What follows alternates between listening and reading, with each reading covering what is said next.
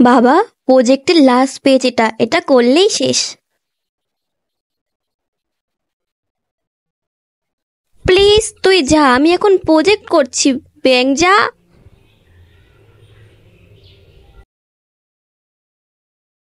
ব্যাং যা। শর্ত ব্যাং, তোর জন্য আমার পেজটাই নষ্ট হয়ে গেল, যা। আহ ও মা, এই কি হয়েছে?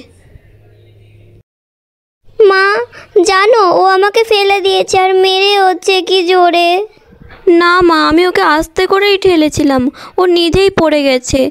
আর আমি ওকে মারিও নি, সত্যি কথা বলছি। আমি তোকে বারণ করেছি না ওর গায়ে হাত তুলতে, না? তবুও তোর একটুও লজ্জা নেই?